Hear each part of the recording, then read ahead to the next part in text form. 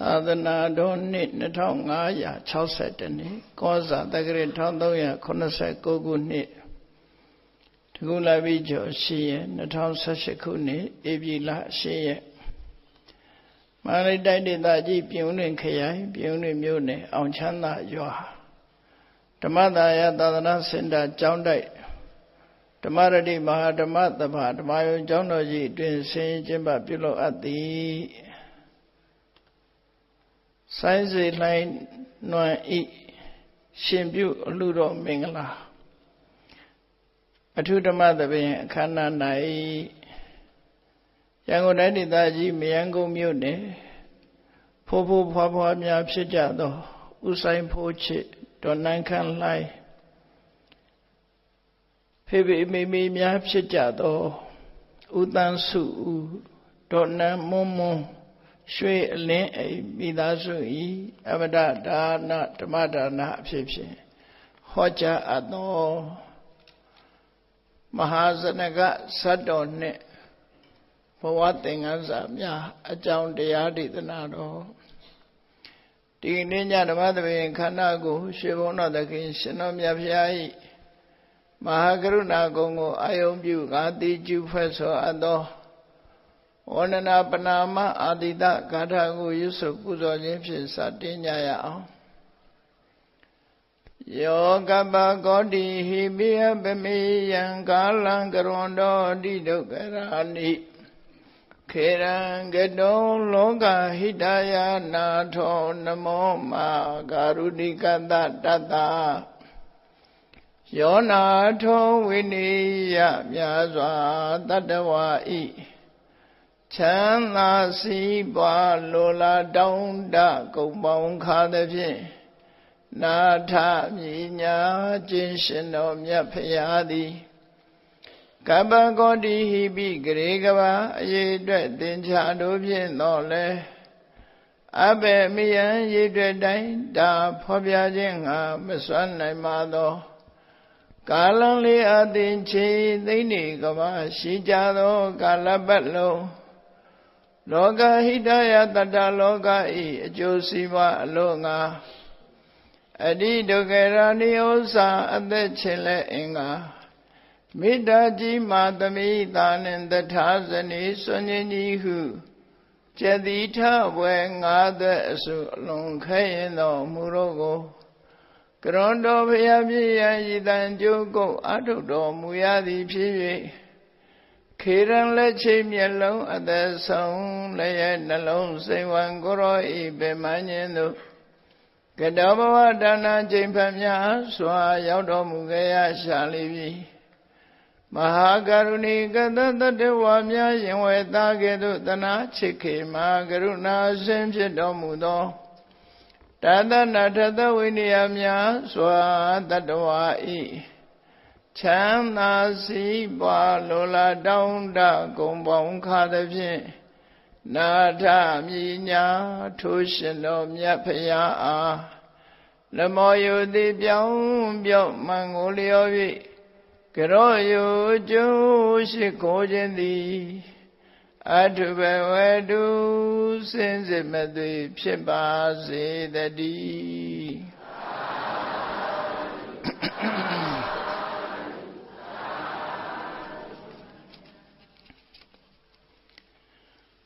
မဟာဇနကဇတ်တော်နှင့်ဘဝသင်္ကန်းစာများမြတ်စွာဘုရားရဲ့သာတကဒေသနာဆိုတာထူးခြားတဲ့ဒေသနာတစ်ခုဖြစ်တယ်သာတကရဲ့အဓိပ္ပာယ်ကတော့သာတဆိုတာတကယ်အဖြစ်ပြက်တွေကိုကဆိုတာပြန်လီဟောပြတာအတိတ်ဘဝမှာတကယ်ဖြစ်ပေါ်လာခဲ့တဲ့ဖြစ်ခဲ့တဲ့ဘဝဇာတ်လမ်းတွေကိုပြန်လီဟောပြောတဲ့ဒေသနာကိုသာတကလို့သူတို့ခေါ်တယ်မြန်မာတွေကတော့သာတကကိုဇတ်လို့ပြန်တယ်အဲ့ဒီဇတ်ဆိုတဲ့စကားလုံးနဲ့ပဲဒီကနေ့မှာဇတ်ပွဲသဘင်တို့ဇတ်ကားရဲဆိုတဲ့အသုံးနှုန်းတွေဟာဒီကနေဆင့်ပွားပြီးတော့ဖြစ်ပေါ်လာတာဖြစ်တယ်သာတကသာတဆိုတာဖြစ်ခဲ့တဲ့ ဘဝထုတ်ပတ္တိအကြောင်းအရာများကိုကဆိုတာပြောပြတာအဲ့တော့မြတ်စွာဘုရားဟောတဲ့ဇာတကတွေကဘုသူရဲ့အထုတ်ပတ္တိဘဝဇာကြောင်းတွေကိုပြောတာတုံးဆိုသူကိုယ်တိုင်ရဲ့ဘဝမှာကြုံတွေ့ခဲ့ရတဲ့ထုတ်ပတ္တိဇာလန်တွေကိုပြောပြတာအဲ့လိုပြောပြတဲ့အခါမှာမှတ်တမ်းတင်ထားပြီးတော့မြတ်စွာဘုရားဟောခဲ့သမျှမှတ်တမ်းတင်လိုက်တဲ့အခါမှာ950လို့ခေါ်တဲ့ဒီအတိုင်းတာတစ်ခုရတာမှတ်တမ်းတင်ထားတာဖြစ်တယ်950လို့ဆိုတော့လေ948ဇတ်ပဲရှိတယ်948ဇတ်30ရောက်ပြီးတော့နေသေးတယ်ပကံစင်ကွင်းမှာဒီအာနန္ဒဘုရားတို့စီကုံကြီးတို့မှာရွှေစီကုံတို့မှာဒီ950ဇက်ွက်စစ်နဲ့ပုံဖော်ထားတဲ့ဟာတွေရှိတယ်လို့အဲ့ဒီစင်ကွင်းတွေမှာတော့950အပြည့်ဖြည့်ဆွက်ပြီးတော့ထည့်ထားတာရှိတယ်ဒီကနေ့စာပေကျမ်းဂန်မှာမြန်မာပြည်မှာသတ္တသံဃာနာတင်ပြီးတော့လက်ခံထားတဲ့ဇတ်တော်တွေဟာ950သာလင်ဖြစ်တယ်ပေါ့949ဇတ်သာရှိတယ်အဲ့ဒီ948ဇတ်တော်တွေမှာဇတ်တော်ကြီး10ပွဲဆိုပြီးတော့ဘုရားဘဝနဲ့အနည်းဆုံးဇလန်းကလည်းရှည်လျားတယ်ရှည်လျားတဲ့ဇလန်းနေဂါထာပေါင်း220လောက်ရှိတယ်222ဂါထာပေါင်း200ကျော်ရှိတဲ့မဟာစနကဇတ်ဂါထာပေါင်း100ရှိတာမူကပက္ခဇတ်ဂါထာဆိုတာဟာတော့ကြပြပေါ့အလုံးဒီမြန်မာနိုင်ငံမှာရှေ့ပိုင်းပညာရေးမှာပညာသင်မှုတဲ့ပုဂ္ဂိုလ်တွေသိတယ်ရှိတ်စပီးယားပြတ်ဆက်တို့ဘာလို့ဆိုတာအဲ့ဒီမှာရှိတ်စပီးယားမူလရေးတုန်းကသူကြပြတွေနဲ့ရေးထားတာအဲ့ကြပြတွေနဲ့ရေးတာတွေကိုဒီနောက်ပိုင်းမှာတော့စကားပြေလုတ်ပြီးတော့ရှိတ်စပီးယားပြတ်ဆက်တွေဖော်ထုတ်ကြမြန်မာပြည်မှာလည်းဥပုံညရေးတဲ့ပြတ်ဆက်တွေတို့950ဇတ်တွေကိုပြတ်ဆက်တွေဖြစ်ရေးပြီးတော့ကပြခဲ့ကြတယ်ဖြည့်ဖြောခဲ့ကြတယ်ဒါကြောင့်မို့လို့သာဓကဒေသနာနဲ့မြန်မာလူမျိုးတွေဟာယဉ်နှီးပြီးတော့နေတယ်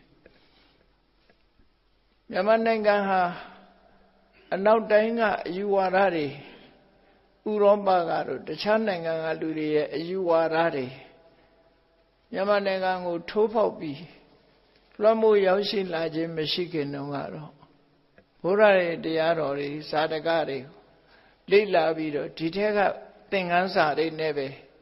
တိုင်းပြည်အုပ်ချုပ်မင်းလုပ်သွားကြတာဖြစ်တယ်ပေါ့တိုင်းပြည်အုပ်ချုပ်ပြီးတော့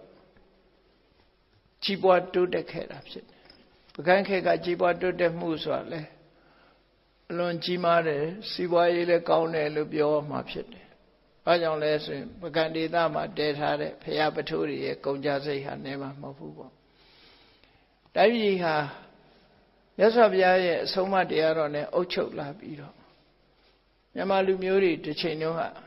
ဘုံတကူထွားခဲ့ကြတယ်လို့ပြောမှာနောက်ပိုင်းမှာကံမကောင်းအကြောင်းမလားလူတွေရဲ့စီလုံးရေးပြေးအုပ်ချုပ်ရေးတွေညံ့ဖျင်းလာတဲ့အခါမျိုးမှာတခြားနိုင်ငံသားတွေရဲ့လွှမ်းမိုးမှုကိုခံရပြီးတော့တခြားတွေးခေါ်တွေတခြားပညာရပ်တွေခေါင်းထဲမှာရောက်ရှိလာကြတယ်အဲ့ဒါလိုရောက်ရှိလာတဲ့အခါမှာဒီအတွေးအမြင်တွေဟာတချို့ပုဂ္ဂိုလ်တွေအမြင်မှာတော့တိုးတက်တဲ့အမြင်ရှိတယ်လို့တစိတ်တစ်ပိုင်းအနေနဲ့ပြောမယ်ဆိုရင်တော့ရုပ်ပိုင်းဆိုင်ရာတိုးတက်လာတယ်လို့ယူဆကြလိမ့်မယ်သို့သောမြတ်ယဉ်ကျေးမှုဆိုတာတော့ဒီတခြားယဉ်ကျေးမှုတွေလွှမ်းလာတဲ့အခါမှာတော့ကျော်ပါသွားတယ်လို့ဆိုရမှာဖြစ်တယ်ကိုယ်တိုင်းပြည်နဲ့ကိုယ်လူမျိုးအုပ်စိုးနေတဲ့အချိန်ခါကာလရဲ့အနေအထားတစ်ခုဟာဆင်းရဲဒုက္ခများစွာမရှိဘူးလောဘတွေများစွာမရှိဘဲနဲ့ကိုယ်တိုင်းပြည်နဲ့ကိုယ်လူမျိုးအေးချမ်းစွာနေထိုင်သွားကြတာလို့ဆိုရမှာစာပေဘာကြောင့်အေးချမ်းတယ်လို့ပြောနိုင်လို့ဆိုရင်အဲ့ဒီခေတ်ကပကံခေတ်မှာဆိုရင်စာပေတွေဒါထွန်းကားခဲ့တယ်ပေါ့ များကြီးရေးသားခဲ့ကြတယ်ပကန်းခေတ်ကနေပြီးတော့နောက်ပင်ရတို့အင်းဝတို့ဆိုတဲ့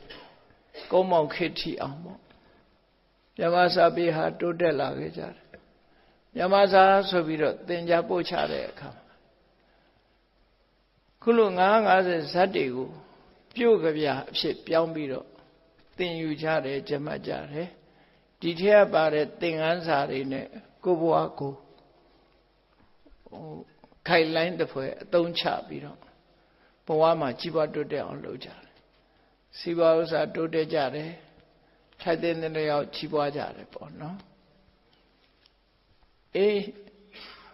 မြန်မာလူမျိုးတွေရဲ့ဘဝသင်ခန်းစာအဖြစ်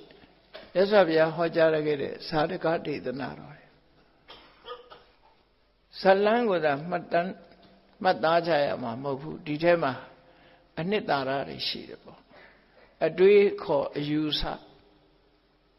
လိုက်နာကျင့်သုံးရမယ့်အတွေးခေါ်တွေဟာအမှန်တမ်းအရေးကြီးတယ်ပေါ့မှန်ကန်တဲ့အတွေးခေါ်မှန်ကန်တဲ့အမြင်တွေဟာလူရဲ့တိုးတက်မှုကိုဖြစ်ပေါ်စေတာမှန်တယ်ပေါ့အတွေးခေါ်မရှိဘူးအမြင်မရှိဘူးဆိုတဲ့လူတွေဟာတိုးတက်ကြီးပွားနိုင်ခြင်းမရှိဘူးပေါ့အမို့အတွေးခေါ်မျှော်မြင်မှုဆိုတာဓမ္မအရေးကြီးတယ်ဇာတကတွေကိုလေးလာဖတ်ရှုခြင်းအပြင်ဇာတကထဲမှာပါတဲ့ဘဝသင်ခန်းစာတွေအတွေ့အကြုံတွေကိုကိုယ့်ဘဝအတွက်ခိုင်လန်းဖြစ်သုံးချပြီးဆောင်းရန်ရှောင်းရန်တွေကိုတတိထားပြီးတော့နေထိုင်သွားကြမယ်ဆိုရင်ကြီးပွားတိုးတက်နိုင်တယ်ဒါအသေးချာပဲအဲ့ဒါကြောင့်မို့လို့ဒီကနေ့ရှင်းလျားတဲ့ဂါထာပုဒ်ပေါင်း200ကျော်ရှိတဲ့မဟာစနကဇတ်တော်ဆိုတာဒီဇတ်တော်ကဘလို့သင်္ကန်းစာတွေများယူနိုင်မလဲဆိုတာအဖြစ်ပြက်လောက်တင်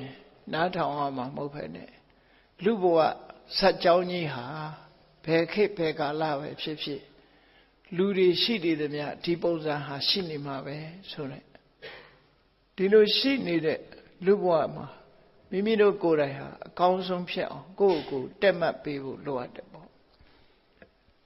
ကိုယ့်ဘဝကိုပြုပြင်ရမယ်ဆိုတာသဘောပေါက်လာမှာဖြစ်တယ်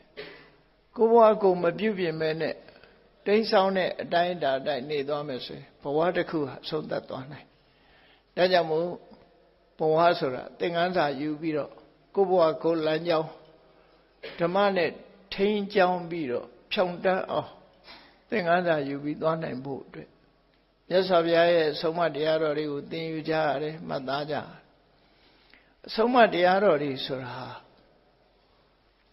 အမှန်တမ်းအရေးကြီးတယ်အရေးကြီးတဲ့အတွေးခေါ်ပိုင်းဆိုင်ရာတွေတန်ဖိုးအမှန်တမ်းရှိတယ်ပေါ့ဥပမာတစ်ခုပြောမယ်ဆိုလို့ရှိရင်မြတ်စွာဘုရားဟောတဲ့တရားတော်တွေထဲမှာဒီလိုက်နာကျင့်သုံးပွဲနဲ့ပတ်သက်ပြီးတော့နေ့စဉ်ဘဝမှာကိုယ့်အတွက်သင်ခန်းစာယူရမယ့်အချက်တွေများစွာဖော်ပြထားတာဖြစ်တယ်ပေါ့အဲ့ဒါလို့ဖော်ပြထားတာတွေကိုမလိုက်နာဘူးဆိုလို့ရှိရင်ကိုယ့်ဘဝဆုံးရှုံးနေတာသွားနိုင်ဆိုပါစို့ဓမ္မပဒမှာဆိုရင်လိုက်နာကျင့်သုံးပွဲလေးတွေဟောထားတာရှိတယ်နာဟိဝေရေနဝေရာနိတမ္မန္တိဓကုဋ္ဌသနာအဝေရေနသတမ္မန္တိဧတဓမ္မောတဏ္ဍနောဆိုစကားလေးဟာဘယ်ခေတ်ဘယ်ကာလမှာပဲဖြစ်ဖြစ်မှန်ကန်နေမှာဘာလဲဆိုတော့ရှင်တူးနဲ့တူးမတဲ့လို့ရံဘက်အဖြစ်လုပ်မယ်ခုခေတ်စကားနဲ့ပြောမယ်ဆိုရင် tip for tat နော် tip for tat သူကတုတ်နဲ့ရရင်ငါးထားနဲ့ခုံမယ်ဆိုပုံစံမျိုးပေါ့နော် tip for tat ကလေးစားချေကလေးစားချေပြီးတော့တူကလေးစားချေတဲ့စိတ်ဓာတ်တွေနဲ့ဆက်ဆံသွားမယ်ဆိုလို့ရှိရင်ဒီစိတ်ဓာတ်ဘယ်တော့မှမပြောက်ဖဲနဲ့ဒီကလေးစားချေမှုကြီးဟာလည်းပဲအဆုံးစမရှိအောင်ဆက်ပြီးတော့ဖြစ်သွားနိုင်တယ် ဒါကြောင့်မို့ကလေးသားခြေခြင်းကိုမပြုဘဲနဲ့မေတ္တာနဲ့တိခဏ်ညဲဆိုတဲ့ခန္တီနဲ့ဒါနဲ့ရပ်တန့်လိုက်မှယံစားယံညိုးဆိုတာရပ်တန့်သွားတယ်လို့သူတို့ဟောတယ်အဲ့ဒါလို့ယံကိုယံနဲ့မတုံလင်းနဲ့ယံကိုယံနဲ့တုံလို့ရှိရင်ဘယ်တော့မှမငြိမ်ဘူးတဲ့ယံကိုမေတ္တာနဲ့တုံ့ပြန်လိုက်ခြင်းအပြင်ထိုယံဟာအစတတ်သွားတယ်ငြိမ်အေးသွားတယ်ဆိုတဲ့ဒီသဘာဝတရားမျိုးလို့မြတ်စွာဘုရားဟောထားတဲ့ဟာလေပရဒုက္ခပဒနေနအတ္တနောဒုက္ခမိစ္ဆတိသူများကိုဒုက္ခပေးမှရလာတဲ့သူများကိုဒုက္ခပေးပြီးခုခေတ်စကားလည်းပြောရင်သူများကိုအချောင်နဲ့မပြီး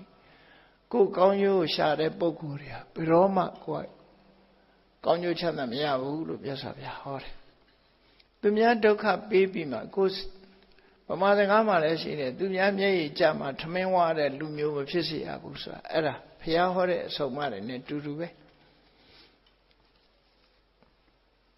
အဲ့တော့မြတ်စွာဘုရားရဲ့အဆုံးအမတရားတော်တွေဟာလိုက်နာကျင့်သုံးရမှာတိုင်းပြည်နဲ့ပတ်သက်လာလို့ရှိရင်စစ်ပွဲတွေဟာကိုကတိုက်သူကတိုက်သူကတိုက်ရင်လည်းကိုကတိုက်မှာပဲသူကပြစ်ကိုကပြစ်နေပြစ်နေလို့ရှိရင်အချင်းချင်းပြန်လာသူနိုင်ကိုနိုင်တိုက်နေလို့ရှိရင်ဘယ်တော့မှစစ်ပွဲတွေဟာရပ်ဆိုင်သွားမှာမဟုတ်ဘူးတုံးတဲ့တူအပေးယူလုပ်ပြီးတော့တုံးတဲ့တူကျင့်တတ်အောင်အေးချမ်းအောင်အဆုံးသတ်မှသာလေလူတွေမျှော်လင့်တဲ့ငြိမ်းချမ်းရေးဆိုတာရတာဖြစ်တယ်ဘယ်တော့မှယံကိုယံနဲ့တုံလို့မပြောက်ဘူးဆိုတဲ့သဘောတရားနိယမကြီးဟာအမတ္တမမှန်ကန်ပါတယ်အဲ့တော့ဘုရားရဲ့အဆုံးအမတရားတော်တွေကိုကြည့်မယ်ဆိုလို့ရှိရင်ဒီနိလန်းတွေဟာလူတွေကလိုက်နာဖို့လွယ်လားလို့ဆိုတချို့ကိစ္စတွေကမလွယ်တာဘာကြောင့်လဲလို့ဆိုရင်လူတွေရဲ့တဏ္ဍာမှာကောဓာတို့မာနတို့ဆိုတာဒါတော်တော်ဆိုးတယ်ကောဓမာနဆိုတာအမျက်ဒေါသကြီးတယ်ကိုယ်ထင်ကြီးတယ်မာမနာကြီးတယ်လူတွေဟာမာမနာကြီးကြတယ်ကြီးလာတဲ့မာမနာကိုမလျှော့ချနိုင်ကြတာအဲ့ဒီမလျှော့ချနိုင်ခြင်းကြောင့်ဒေါသတို့ကောဓလို့ဆိုတဲ့အမျက်ဒေါသရဲ့မာမနာရဲ့နှစ်ခုပေါင်းပြီးတော့လူတွေဟာထောင်လွှားကြတာဖြစ်တယ်အဲ့ဒီတရားနှစ်ပါးရဲ့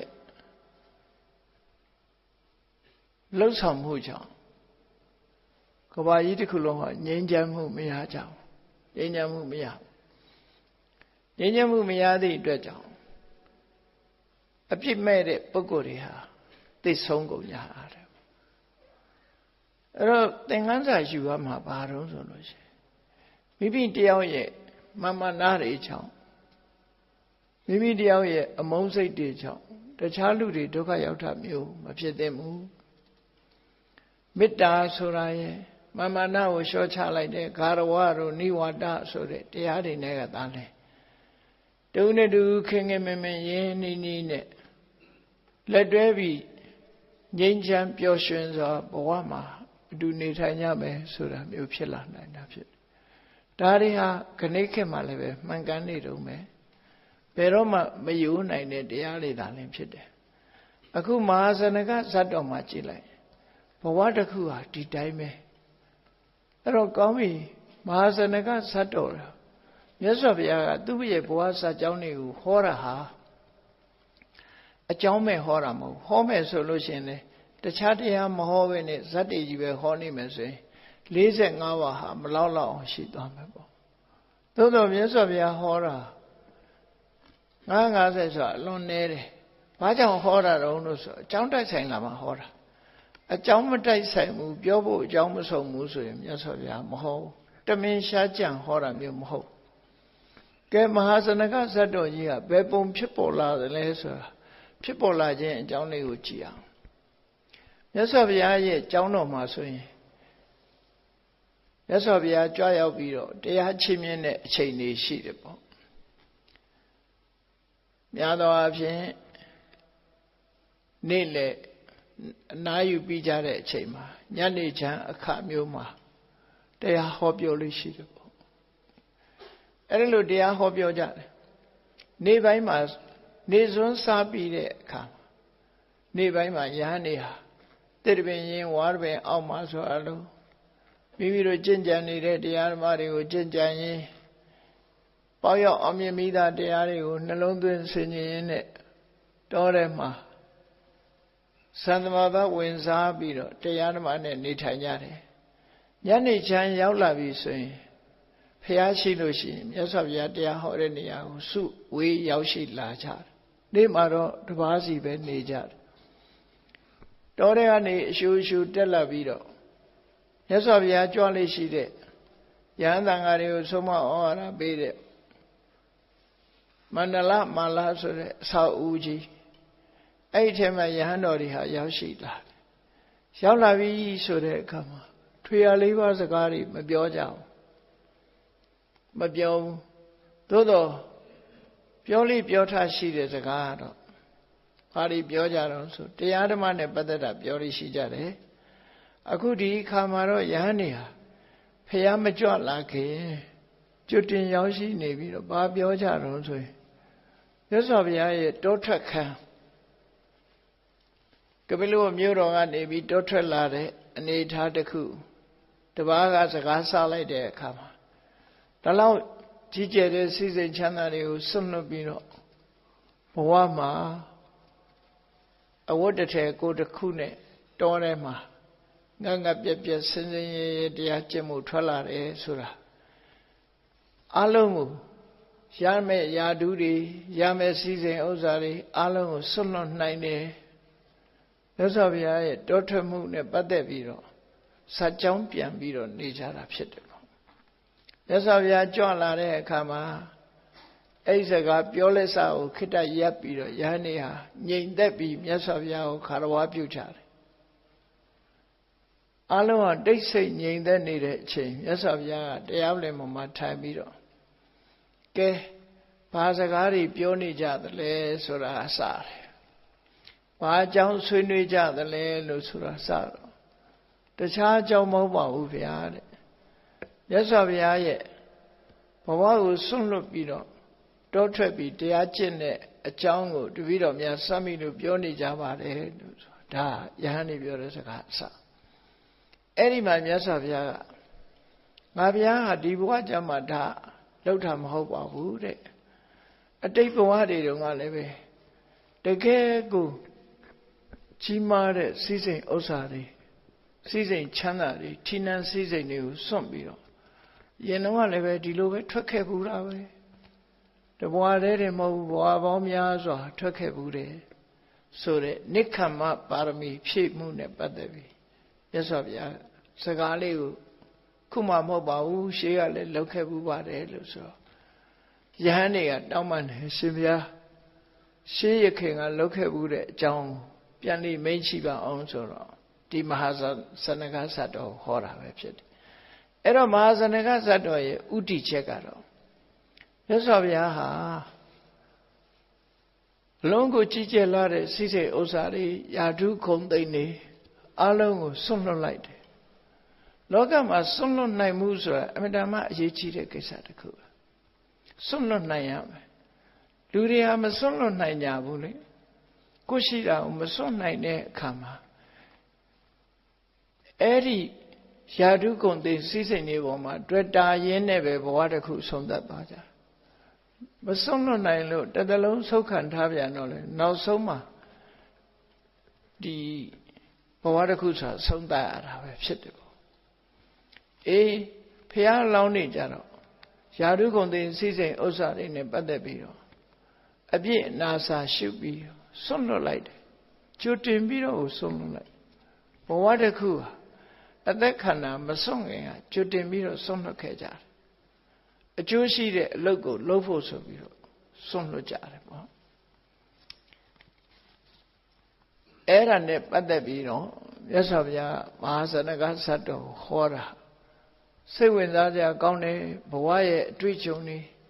သင်္ကန်းစာယူစရာတွေများစွာပွားလာတယ်ပေါ့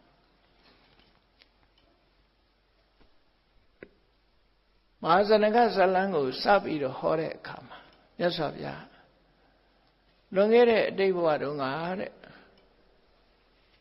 ဝိဒေဟတိုင်းမိထ္ထိလာမြို့မှာမဟာဇနကဆိုတဲ့ဘုရင်ကြီးတစ်ပါးအုပ်စိုးခဲ့ဘူးတယ်ဟောတပိုင်ကြောင်းကိုအဲ့ဒီကစချီတာပေါ့နော်အလုံးဟာအိန္ဒိယနိုင်ငံဇာလန်းနေကြီးပဲလို့သူတို့ယူဆကြရှင်ဘုရားပွင့်တဲ့နေရာမှာမြတ်စွာဘုရားဟောခဲ့တာလည်းပဲအဲ့ဒီမှာပဲဟောခဲ့တာဆိုတော့ဘာကြောင့်လုံးလို့အကြောင်းရှာခဏိခိကလူတွေကတော့ဘာကြောင့်ဘုရားရဲ့တရားတော်တွေဟာအိန္ဒိယမှာကြီးပဲအခြေခံရတယ်လေဘုရားလောင်းကလည်းမွေးဖွားလိုက်ရင်အိန္ဒိယမှာကြီးပဲဆိုတော့အိန္ဒိယနိုင်ငံဒီတနိုင်ငံနဲ့ပဲဘုရားပွင့်တာတို့ဒီတနိုင်ငံနဲ့ပဲဖြစ်တာတို့ဒီလိုဘာကြောင့်ဖြစ်ရတယ်လဲလို့အကြောင်းရှာကြည့်လိုက်မယ်ဆိုလို့ရှိရင်ကဘာမှာတေချာကြည့်မယ်ဆိုရင်ဟိမောတာတောင်တန်းနဲ့ဆက်နွယ်နေတဲ့မြေပြင်ကြီးဟာအိန္ဒိယပဲဖြစ်တယ်ပေါ့အကနိခေတ်နဲ့မကြည့်နဲ့ကနိခေတ်နဲ့မကြည့်နဲ့ကဘာမြေကြီးဖြစ်ပေါ်လာတဲ့အချိန်လေးကိုကြည့်အဲ့ဒီတော့ကအိန္ဒိယရဲ့လို့မဟုတ်ဘူးနော်ကနိခေတ်နေတဲ့လူတွေလည်းမဟုတ်ဘူးသို့တော့ကနိခေတ်အခေါ်အိန္ဒိယလို့ခေါ်တာဒါဖြစ်တယ်ပေါ့အဲ့တော့အတိတ်တစ်ခုကိုကြည့်လိုက်မယ်ဆိုရင်လူသားမျိုးနွယ်စုတွေပေါ့ဟိမဝတ္တတောင်ခြေကနေပြီးတော့ဟိမဝတ္တတောင်ဆိုတာအမြဲတမ်းမြင့်တယ်ကနိလည်းမြင့်နှုံးပဲလေတိဘက်ကုန်းမြေတို့ဘာလို့ဆိုဒါမြင့်တာတိဘက်သွားတယ်ဆိုလို့ရှိရင်အောက်ဆီဂျင်ဘူးတောင်ဆောင်းသွားတယ်အောက်ဆီဂျင်ပြတ်တယ်အောက်ဆီဂျင်ဘူးဆောင်းသွားတိဘက်ထားစီးတယ်ဆိုအောက်ဆီဂျင်ဘူးနဲ့ဘာလို့ဆိုမတန်မြင့်တာကုန်းမြင့်အဲ့ဒါလို့ကုန်းမြင့်ဒေသနဲ့ဆက်သွယ်ပြီးတော့တဖြည်းဖြည်းနှိမ့်ဆင်းလာတာဟိမောတာနဲ့ဆက်နေတာအိန္ဒိယတိုက်လို့ခေါ်တဲ့သဗ္ဗူတိပပေါ့ကနေမြန်မာနိုင်ငံလည်းပဲအပါဝင်ပဲအမှန်ကတော့ဘာကြောင့်လို့ဆိုရင်မြန်မာနိုင်ငံကိုရှေးကပါဠိစီတဲ့ကဇမ္ဗုတိပလို့ပဲစီတယ်ဘာကြောင့်စီတုံးဆိုအိန္ဒိယနိုင်ငံနဲ့အိန္ဒိယကျွန်းနဲ့မြန်မာကျွန်းကတစ်ဆက်တည်းကိုတီဟိုကြတော့လင်္ကာတိပလို့ရေးတယ်မြန်မာကိုတော့သဗ္ဗုတိပတယ်ဒေသကကွာသွားတာဟိုမြန်မာနိုင်ငံလည်းဟိမဝတ္တနဲ့ဆက်နေတာပဲအလုံးဆက်နေတော့ဒီကျွန်းမြေကြီးဟာကုန်းပိုင်းကျတဲ့ကျွန်းမြေကြီးဖြစ်တော့ကဘာဝကာလစတင်ပေါ်လာတဲ့အခါမှာအဲ့ဒီနေရာစပြီးတော့ပေါ်လာတော့လူယဉ်ကျေးမှုကလည်းအဲ့ဒီကနေစလာလူယဉ်ကျေးမှုဒါသမိုင်းကြောင်းကိုသိချကြည့်ရင်သဘောပေါက်ဗမာသမိုင်းထဲမှာကြည့်လိုက်မယ်ဆိုရင်ပဲခူးဆိုတဲ့ဟန္တာဝတီမြို့ဟာပင်လယ်ရေလွှမ်းထားတဲ့အချိန်ကဟင်းသာငှက်ကလေးတစ်ကောင်နားလာယုံကုန်းလေးပေါ်ရစတယ်မဟုတ်လားဒါကြောင့်မလို့ပဲခူးတိုင်းရဲ့ ambulance ကမလုပ်ထားတော့ဟင်းသာငှက်လေးတစ်ကောင်အောက်ကနားပြီးအပေါ်ကနားစရာမရှိလို့ဟင်းသာငှက်တစ်ကောင်ပေါ်ထပ်နားတယ်ဆိုပုံစံမျိုးအဲ့ဒီကျွန်းမြေလေးဟာအသေးလေးပဲ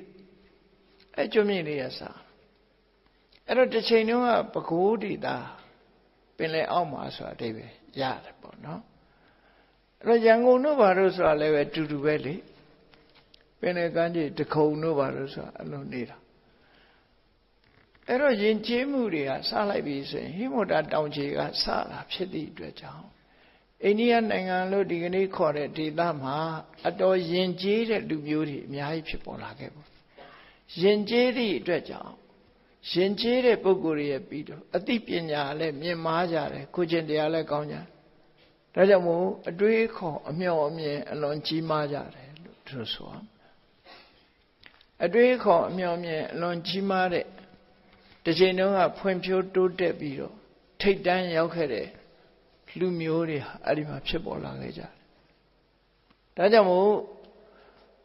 အတိတ်စာကြောင်းတွေမှာများသောအားဖြင့်ဟိမဝတ္တဒေသကိုကြောရိုးပြုတာပဲများတယ်လို့အိန္ဒိယနိုင်ငံမှာယဉ်ကျေးပြီးတော့ထွန်းကားနေတဲ့အချိန်မှာအခုအင်္ဂလန်တို့ဘာတို့ဟိုဘက်ကကြောနေရဆိုလို့ရှိရင်လူရိုင်းအဆင့်လောက်ပဲရှိသေးတာမြန်မာလူမျိုးတွေကကိုထီးကိုနန်းနဲ့ယဉ်ကျေးစွာနေတဲ့အချိန်မှာဟိုဘက်မှာ လူရိုင်းအဆင့်နေပဲဖြစ်သေးတယ်အဲ့ဒါလို့ဆိုတာဟုတ်နော်အဲ့တော့ယဉ်ကျေးမှုတွေစာပေကျမ်းဂန်ပဲဖြစ်စေအတွေ့အခေါ်ပိုင်းဆိုင်ရာဖြစ်စေကိုချင်းတရားနဲ့ဖြစ်စေယဉ်ကျေးတဲ့အနေဌာန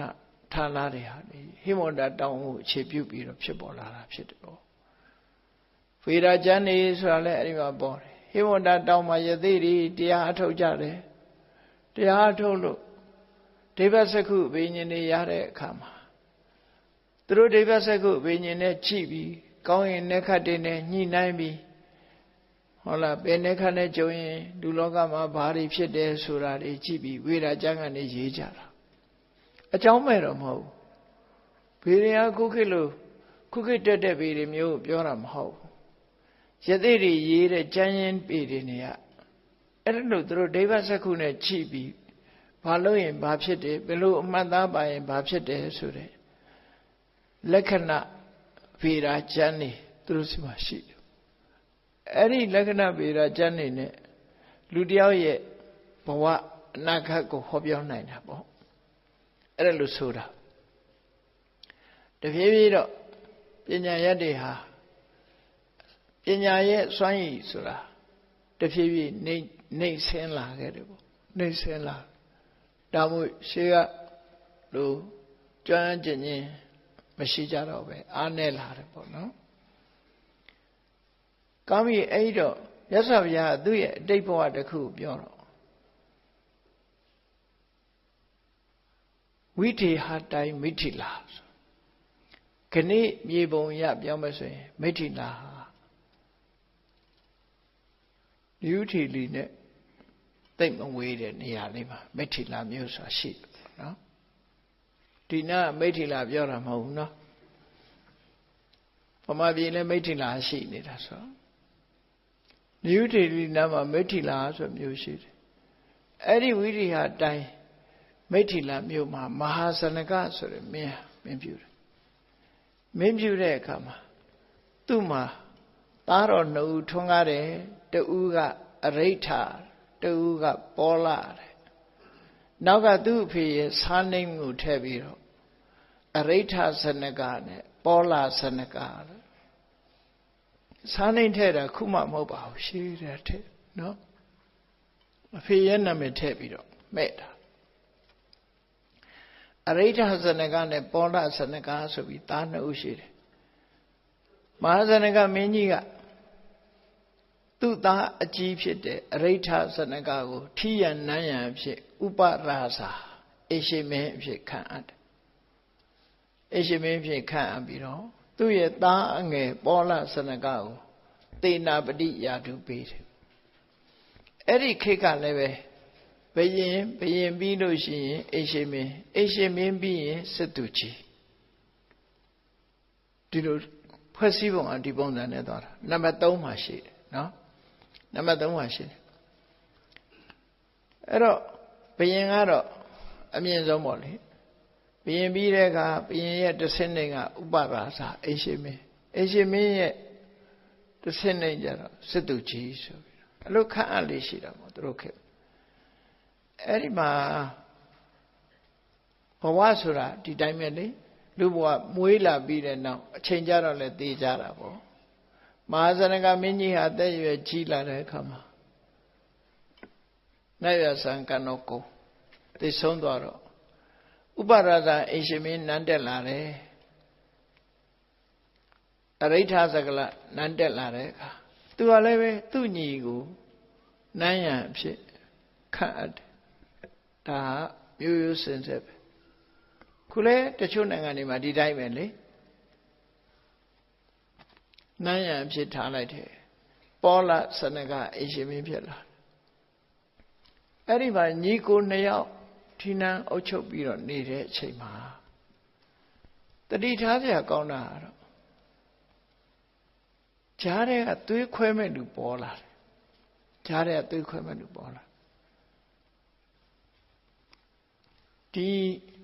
အရိဋ္ဌစနကမင်းရဲ့လူယုံပေါ့လူယုံလို့ပြောရမှာပေါ့သူက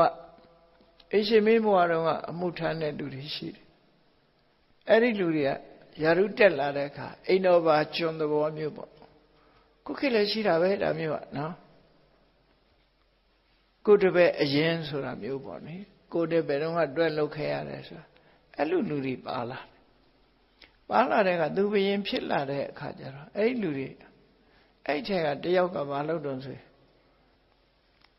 မျက်နှာလူမျက်နှာရလုပ်ပြီးတော့ရှင်မင်းကြီးတဲ့ရှင်မင်းကြီးရဲ့ညီတော်စိတ်မချရဘူးသူဟာထိနှန်းလူဖို့ကြံစည်နေတယ်လို့ဂုံတိုက်တာ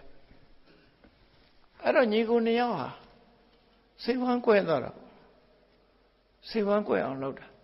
တကယ်ကတော့ဖြစ်တင်ဖြစ်တိုက်တာဘာလို့ဆိုအချင်းချင်းပွင့်ပွင့်လင်းလင်းခေါ်ပြီးတော့မေးရမှာမမေးဘူးဂုံတိုက်ယုံနေနော်ဂရိခေရောမယုံလားဆိုယုံတယ်မရဘူးနော်လူတွေကအလွယ်တကူလက်ခံကြတယ်ကိုသွေးသားဖြစ်တဲ့ညီရဲ့စကားတဲ့ကိုဒီနဲ့အနိကနေတဲ့သူပြောတဲ့စကားကိုတစ်ခါလေးကြလက်ခံတစိမ့်တရားရဲ့စကားကိုလက်ခံတော့ဒါသင်္ကန်းစာယူစရာတစ်ခုပေါ့နော်ဒီကနေ့ခေတ်မှာဒါမျိုးမရှိဘူးရှိတယ်ကိုနားမှာရောဒါမျိုးမဖြစ်နိုင်ဘူးလားဖြစ်နိုင်တယ်အများကြီးဖြစ်တယ်အဲ့တော့ဘုန်းကြီးတွေထဲမှာရောဒါမျိုးမဖြစ်ဘူးလားဖြစ်တယ်တချို့ဆရာတော်ကြီးတွေနာဝေယဝိဇ္ဇပြုတဲ့ပုဂ္ဂိုလ်ကဘယ်ကိုတော့ဖြစ်မကောင်းဘူးဆိုပြီးတော့ဘယ်ကိုတော့ဘာတွေလုပ်တယ်လို့ဂုံးတိုက်တာမျိုးတွေရှိတယ်အဲ့ဒါမျိုးဆရာတော်ကြီးတွေကလက်ခံစဉ်းစားတဲ့ဆရာတော်ကြီးတွေရှိတယ်လို့လက်မခံတဲ့ဆရာတော်ကြီးတွေလည်းရှိတယ်လက်ခံစဉ်းစားပြီဆိုရင်ပြဿနာဖြစ်ပြီအဲ့ကြသိကြတယ်ဟုတ်မဟုတ်ကိုစုံစမ်းစစ်ဆေးမှုတခါတလေပြုကြည့်မှပြုတာဂုံးတိုက်တဲ့လူစကားကိုပဲအဟုတ်မှတ်ပြီးတော့ယုံကြည်လေးရှိကြတယ်အခုလည်းပဲအရိဋ္ဌဇနကမင်းထံမှာသူ့ရဲ့အိမ်တော်ပါကျွန်လို့ခေါ်တယ်ပေါ့လေရှေးကတော့အိမ်တော်ပါအမှုတန်းကနေပြီးတော့ပောလဇနကအိရှိမင်းကိုမယုံရဘူးသူဟာစပုံးခုန်နေတယ်ဒီနေ့ကြလို့ရှိရင်သူကလူစုနေတယ်ရှင်မင်းကြီးကိုနမ်းချပြီးတော့နမ်းလူလိုက်မယ်ယုံတယ်လေကိုလာထိပါဆိုအဲ့ဘာလို့တုံးဆိုရင်အိရှိမင်းကိုဖမ်းဆိုပြီးမိန့်ထုတ်လိုက်တဲ့တခါတည်းဘာမသိညာမသိနဲ့ဖမ်းခံလိုက်ရပြီအဖမ်းခံလိုက်ရရုံနဲ့မကောင်းထောင်ထဲထက်တန်ချေခြင်းထောင်ထဲလည်းထဲတယ်တန်ချေခြင်းလည်းခတ်ထားလိုက်တယ်ဘာမှမသိဖမ်းခံလိုက်ရအိရှိမင်းတကယ်ကတော့မဟုတ်ဘူးသူဘာမှမလုပ်ဘူးသူ့ကိုယ်အတွက်သူဘာမှမလုပ်ဘူးတော်အဲ့လိုဂုံတိုက်တဲ့လူစကားကိုယုံပြီးတော့ဘယင်းနေဆိုတာအမြဲတမ်းပရပတ္တိသူတော်ပြောစကားကိုသိယုံလေးရှိတယ်ဘာလို့ကိုရေးကိုတာအတွက်သူပြောတာဟုတ်တယ်ဆိုတာမျိုးသူတို့ရံများတာယာတုအနာရှိတဲ့ပုဂ္ဂိုလ်ကယာတုလူမဲ့ပုဂ္ဂိုလ်အများကြီးရှိတယ်လူမဲ့ပုဂ္ဂိုလ်ဆိုတော့ကြောက်ရွံ့စိုးရင်ညာတယ်အဲ့တော့ချက်ချင်းဒီကိစ္စနဲ့ဂုံတိုက်လိုက်ရင်ချက်ချင်းဖြစ်တာပဲသူတို့အဲ့တော့ဖမ်းပြီးထောင်သွင်းကျင်းချတန်ချေခြင်းခတ်ထားလိုက်တယ်အဲ့ဒီတော့ညီလှုပ်တဲ့အိရှိမင်းကဘာမသိညာမသိနဲ့ဖမ်းခံလိုက်ရတော့သူကတကယ်ကတော့စိတ်ကောင်းနှလုံးကောင်းရှိသူဖြစ်တယ်အဲ့တော့သူ့ကိုယ်သူယုံကြည်တယ်ငါဟာငါရဲ့နောင်တော်ကိုဘယ်တော့မှမပြစ်မှားဘူးအဲ့ဒီမပြစ်မှားတာတကယ်သစ္စာတရားပဲဒီသစ္စာတရားရဲ့စွမ်းမကားကြောင့်ငါဟာအချုံနှောင်တွေကနေချက်ချင်းလွတ်ပါစေလို့သစ္စာဒိဋ္ဌံပြုလိုက်တယ်အဲ့ဒီခေတ်ကလူတွေရဲ့သစ္စာစကားဟာစွမ်းနဲ့လို့ဆိုတယ်ပေါ့နော်သူမှန်ကန်တာအကြောင်းမို့လို့သူ့ကိုချုံနှောင်ထားတာတွေကနေအကုန်လုံးလွတ်မြောက်ပါစေသူ့ကိုခတ်ထားတဲ့တန်ချေခြင်းတွေလည်းအကုန်ပြုတ်ထွက်သွားပြီထောင်တကားကြီးလည်းပွင့်သွားပါစေသူသစ္စာဒိဋ္ဌံပြုလိုက်တာနဲ့ပဲတကယ်ကိုတန်ချေခြင်းကလည်းပြုတ်ထွက်သွားတယ်ထောင်တကားလည်းပွင့်သွားတယ်ဟောဒီမှာသူကလွတ်သွားဖန်စီထားရလွတ်သွားတယ်ပေါ့ခုခေတ်ဆိုထောင်မြေးပေါ့နော်လွတ်သွားတယ်လွတ်သွားပြီတကယ်ကိုအစွန်ဖျားကြတဲ့တောတနေရာကိုသွားရောက်သွားအဲ့ဒီမှာသွားတယ်အဲ့ရောက်တဲ့အခါကျတော့အဲ့ဒီတော့ကမင်းကြီးမင်းသားတွေရုပ်ရည်တို့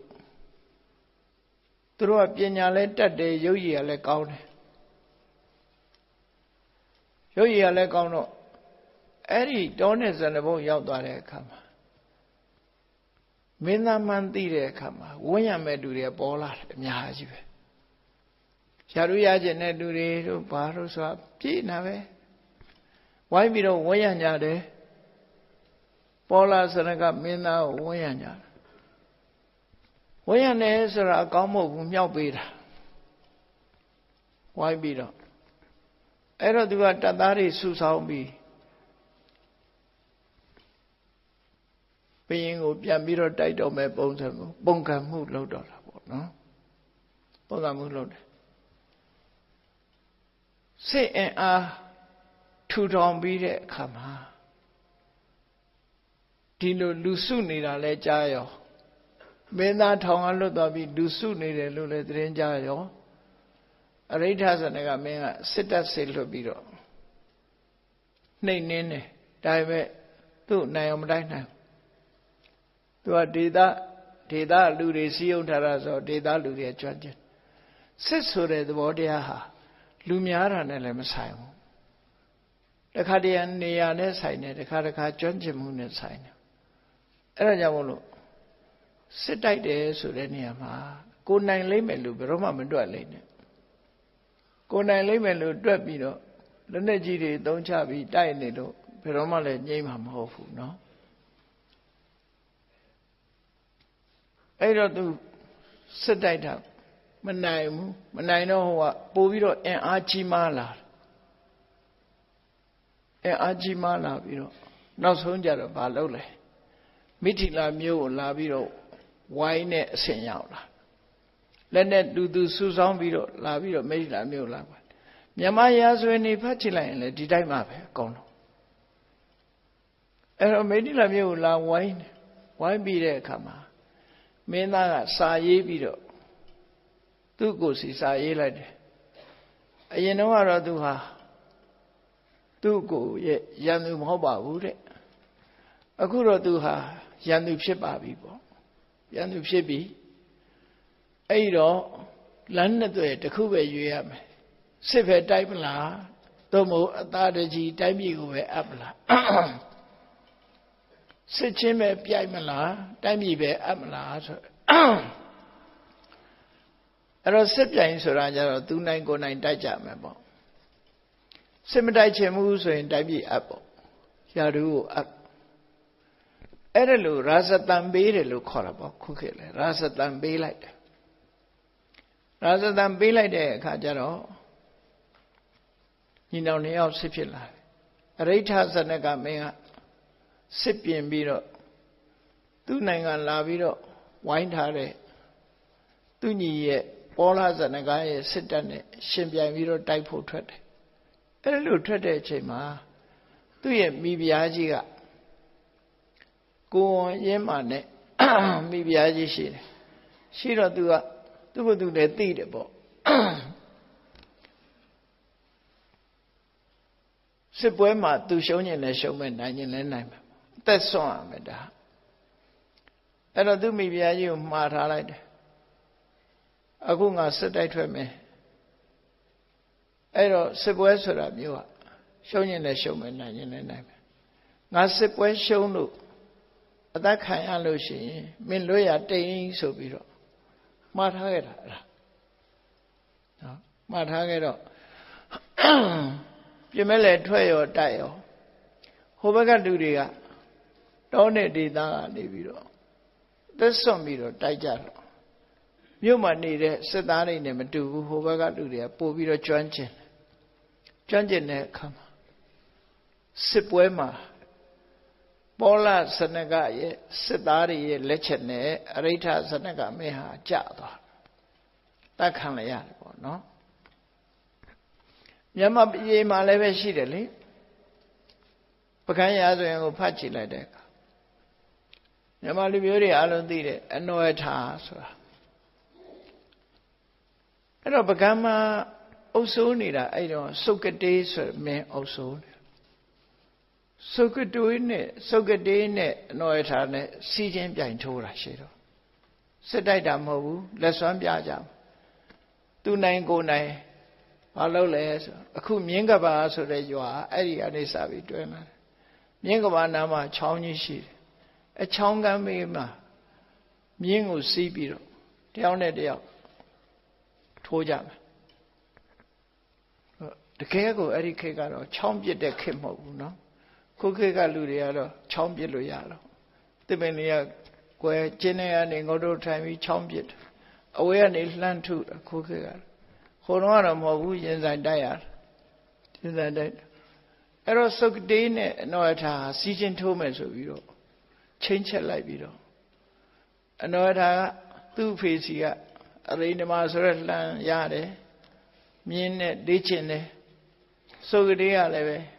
မြင်းစီကျွမ်းကျင်တယ်သူကဘယင်မဲ့အဲ့တော့ကဲချင်းတဲ့အခါမှာထွက်ပြီးတော့ထိုးကြတယ်ပထမတော့စုတ်တေးကအရင်ထိုးလှည့်ပေးလိုက်တဲ့အခါကဲစုတ်တေးကသူကအကြီးဆိုသူကအရင်ထိုးပါဆိုအဲ့တော့ထိုးလိုက်တဲ့အခါစုတ်တေးကအနောယထာကိုလှမ်းနဲ့ထိုးလိုက်တဲ့အခါမှာအနောယထာကိုမထိုးမိပဲနဲ့အနောယထာစီးတဲ့မြင်းရဲ့ကာချိုးထဆာကိုသွားထိုးမိပါသူ့လှမ်းကျဲဟာလွဲသွားအဲ့ဒီမှာသူတော်တော်တုန်လှုပ်သွားကဲဒီတစ်ခါတော့အနောယထာသူ့လှဲ့တဲ့ခံနိုင်အောင်ခံဆိုပြီးတော့မြင်းကိုပတ်စီးပြီးတော့စုတ်တေးကိုလှမ်းနဲ့ထိုးချလိုက်တယ်မြင်းရောစုတ်တေးရောအကုန်လုံးအဲ့ချောင်းနဲ့ကျသွားတာအဲ့ဒါကြောင့်မြင်းကဘာမို့မြင်းကဘာချောင်းလို့ခေါ်တယ်မြင်းရောကရောမြင်းကိုဆင်ထားတဲ့ကာကျိုးတစားတွေရောမြင်းရောချောင်းထဲမှာလူရောမြင်းရောအကုန်လုံးပေါ့ချောင်းထဲမှာပါသွားတယ်အဲ့ဒါမြင်းကဘာခေါ်တယ်ပေါ့အဲ့ဒါလို့သူရတ္တိနဲ့တိုင်းပြည်ကိုယူကြတာအခုလည်းပဲတူတူပဲအရိဋ္ဌဇနကနဲ့ပောလဇနကတိုက်ပွဲမှာရန်သူလက်ချက်နဲ့အရိဋ္ဌဇနကဆုံးသွားတယ်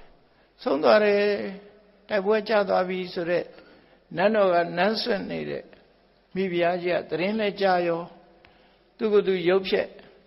အဝဆာနာနေပြောင်းဖို့တကယ်ကိုတမိုးရှိလာတဲ့ပလဲတို့ပရမညာတို့စိန်တို့နော်တေချာဖွက်ပြီးတော့ဆန်တောင်းထဲမှာသာထည့်ပြီးတကယ်ဆင်းရဲသူမရောင်ဆောင်ခုခေတ်လို့ဆိုရင်တော့မိကတိပါတိနဲ့လောက်မှာပေါ့နော်အဲ့ဒီခေတ်ကတော့ရိုးရိုးနဲ့ဝတ်ဆင်လိုက်တာအဲ့ဒါဆင်းရဲသူမရောင်ဆောင်ပြီးတော့မြို့တကားမြောက်ပေါက်ကနေထွက်ပြီးတော့သွားတယ်အဲ့ဒါနဲ့နန်းတော်အသိမ်းခံရပြီးပောလဇနကလက်ထဲကျသွားမိဖုရားကြီးကတော့တိတ်တဆိတ်ထွက်သွားဘယ်တော့မှလည်းဘယ်မှမရောက်ဘူးခီးလည်းမသွားဘူးသူဟာမှန်တမ်းပြီးတော့ဂျာဘူးနာဝရှိတဲ့ကာလစံပါမြို့ကိုသွားမယ်ဆိုထွက်လိုက်တာအဲ့ဒါလို့ထွက်လိုက်တဲ့အခါမှာ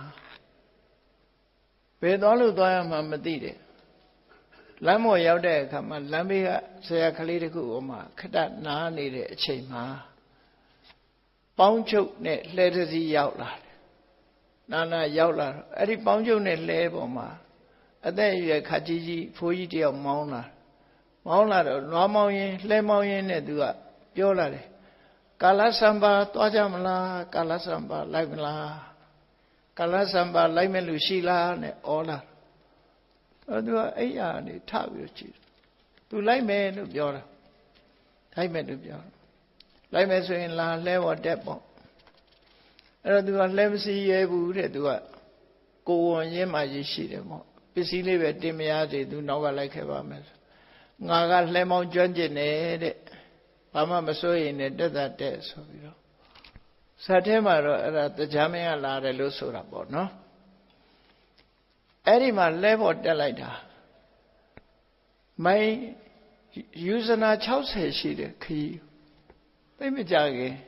နေ့စာစားမဲ့အချိန်လောက်ကိုခီးတဝက်ကျိုးသွားတယ်လဲပေါ်လဲရောက်ရောပင်ပမန်းနဲ့စိတ်တက်ကလည်းပင်မန်းလူကလည်းပင်မန်းဆိုတော့မိဖုရားကြီးကအဲ့ဒီပေါ်မှာအိပ်ပျော်ရင်းပါသွားတော့နေပိုင်းရောက်တဲ့ကနေပူချိန်လေးမှာမြစ်ကြီးတစ်ခုတွေ့တယ်အဲ့ဒီကမ်းခြေမှာခဏရပ်ပြီးတော့ရေမိုးချိုးဖို့တဲ့ဆရာကြီးကပြောတော့သူရေမိုးချိုးနေစာစားအဲ့ဒီကနေပြီးတော့သွားလိုက်တာညနေလဲနေဝင်ရောကာလဆံမမြို့ရောက်တယ်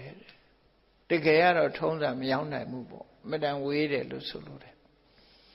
ကာလစံပါမြို့ရောက်တဲ့အခါကျတော့အဘဒီနေရာကဘာမြို့လဲလို့ဆိုဟဲ့ဒါတပိလာခြင်းနဲ့ကာလစံပါမြို့ပဲအေးအဘကတော့ခီးဆက်ရအောင်ပဲပေါ့ရှေ့ကိုခီးဆက်เสียရှိတယ်ရွာဟိုရှေ့နားမှာခလန်းလန်းမှာရှိတယ်ဒါကြောင့်မို့သမီးဒီမြို့လာတယ်ဆိုရင်ဟောတာမြို့ပေါက်ဖဲမြို့ပေါက်မှာဧည့်သည်တွေနားနေဖို့အဆောင်လေးတွေရှိတယ်အဲ့ဒီမှာတက်နေပြီတော့ဆိုပြီးတော့အဲ့မှာချပြီးတော့ဆက်မောင်းသွားတယ်စားထဲမှာတော့ဒါတရားမင်းကလာပြီးတော့ကူညီတယ်လို့ဆိုအဲ့တော့တရားမင်းတို့နတ်တွေကကူညီတယ်ဆိုတာအချွန်တက်ကြီးနဲ့ဆင်းလာတာမဟုတ်ဘူးဒီလိုပုံစံနဲ့ပဲကူညီတယ်တခါတရံလည်းပဲတွေ့ကြကြမှာပေါ့ကိုယ်ကကုသိုလ်ကောင်းမှုတွေလုပ်တဲ့အခါကျတော့ကားကြုံနဲ့တင်သွားတာမျိုးတခါမှမတွေ့ဘူးနဲ့တင်သွားတာမျိုးအဲ့ဒါလည်းတရားဖြစ်ခြင်းဖြစ်နေမှာပြောလို့မရဘူးเนาะ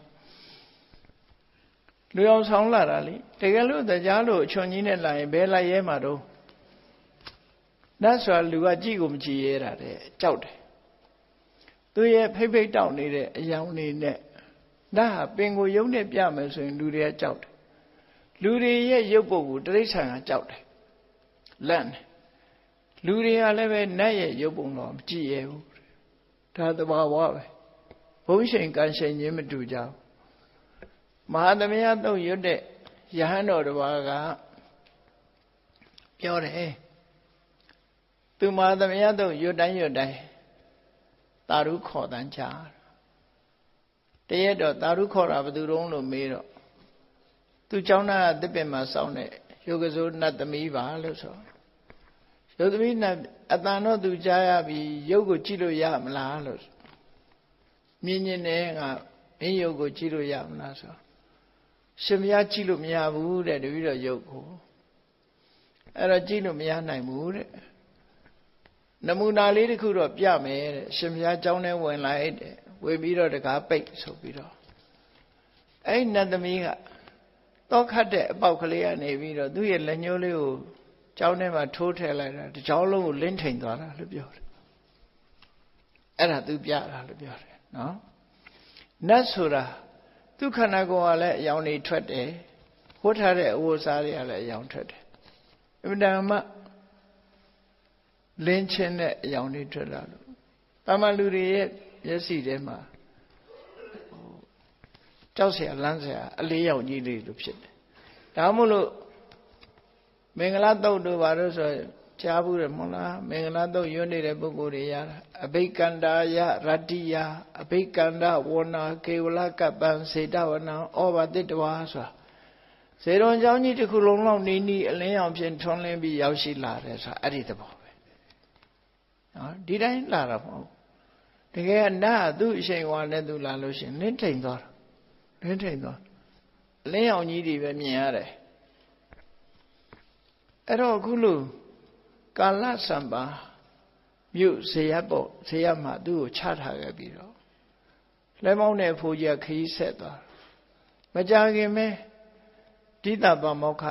ပုံနာကြီးကရေစိတ်ဆင်းလာတဲ့အခါမှာဒီမျိုးသမီးငယ်ကိုမြင်လိုက်တာနဲ့မိဖုရားကြီးကိုမြင်လိုက်တာနဲ့သူကဘဝရည်ဆက်ကြောင့်မလို့သူ့သမီးတို့သူ့ညီမတို့စိတ်ထဲမှာခင်မင်းနေပေါ့ခင်မင်းစိတ်ရှိတာနဲ့သူ့တပည့်တွေကိုအသာနေပြီးအသာဆောင်ခိုင်းတာပြီးတော့သူကတက်ပြီးတော့အစုံစမ်းမေးမြန်းတယ်ဘယ်ကလာတာတော့ဘယ်သွားမှာတော့အားလုံးမေးတဲ့အခါကျတော့မိဖုရားကြီးကသူ့စက်ကြောင်းကိုဖွင့်ပြီးတော့ပြောတယ်မိထီလာမြို့ကအရိဋ္ဌဇနကမင်းကြီးရဲ့မိဖုရားဖြစ်တယ်ဆိုတဲ့အကြောင်းကိုပြောတယ်အဲ့လိုပြောလိုက်တဲ့အခါကျတော့စိတ်မပူနဲ့သူဒီမှာဆွေတွေမျိုးတွေရှိလားဆိုမရှိရင်သူစောင့်ရှောက်ပါမယ်အဲ့တော့တခုတော့ဟန်ဆောင်ပါလို့ဟန်ဆောင်လုပ်ခိုင်းရသေးတယ်နော်ဘာလို့လဲဆိုအများရဲ့ဒီအမြင်မှာဟိုတင်ဖြစ်အောင်တော့ဟန်ဆောင်ခိုင်းတယ်အများလေးစားအောင်ဟန်ဆောင်ခိုင်းတာဘာဟန်ဆောင်ရတော့ဆိုသူ့ခြေတော့ဖက်ပြီးတော့မိဖုရားကြီးကငိုတယ်ပေါ့အဲ့လိုငိုလိုက်တဲ့အခါကျတော့မှဘေးကဘာဖြစ်တာတော့လို့မေးတော့ငါတို့မောင်နှမကွဲသွားတာကြာပြီခုမှပြန်တွေ့တာဒါငါနှမအငယ်ဆုံးဆိုပြီးတော့ဆွေမျိုးဆက်လိုက်တာပေါ့နော် အဲ့လိုဆွေမျိုးစားလိုက်တာအဲ့ဒါနဲ့သူ့ကိုခေါ်တော့အိမ်ခေါ်ထားပြီးတော့အိမ်ကပုံနေမှကြီးရှိသေးတာအဲ့လိုဆွေမျိုးမစားရင်နှမမဟုတ်ဘူးခေါ်လိုက်ရင်ကြိုက်မှာမဟုတ်ဘူးလေဒါတဲ့အဲ့ဒါကြောင့်မလို့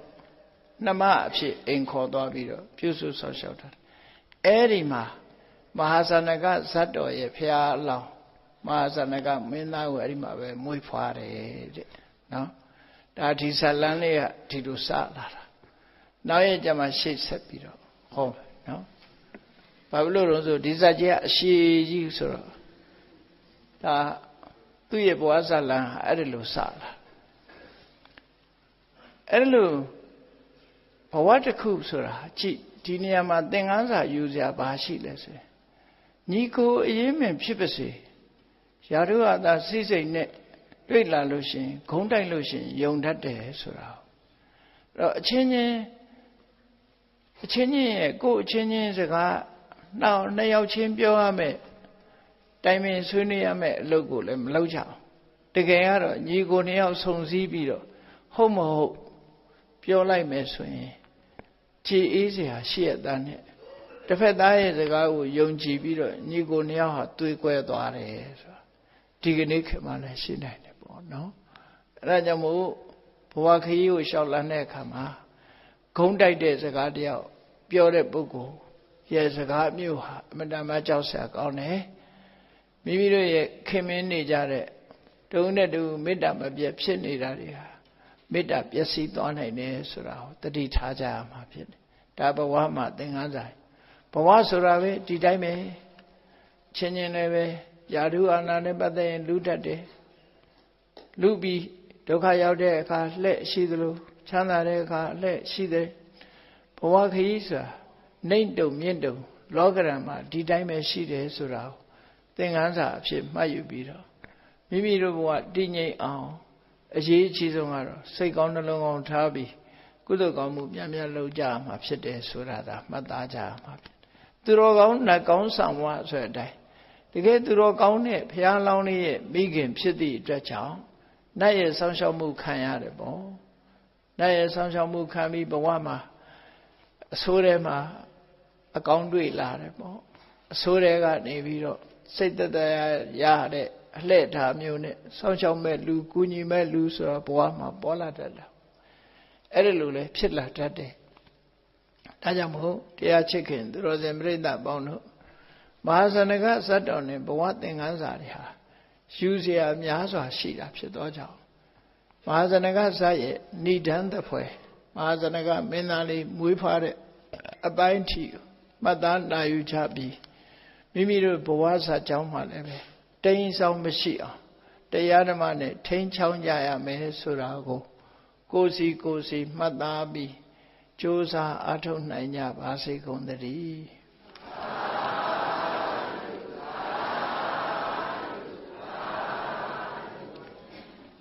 မေတ္တာပို့ရအောင်တတ္တဝါများစွာဘေးရန်ကွာချမ်းသာကြပါစေ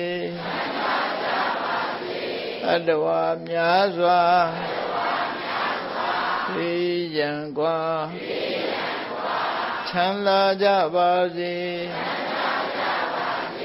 မေတ္တာရေချမ်းသုံးငါဖြံငြိမ်းချမ်းကြပါစေမေတ္တာရေချမ်းသုံးငါဖြံငြိမ်းချမ်းကြပါစေသက်ရှိချမ်းသာစိတ်ချမ်းသာ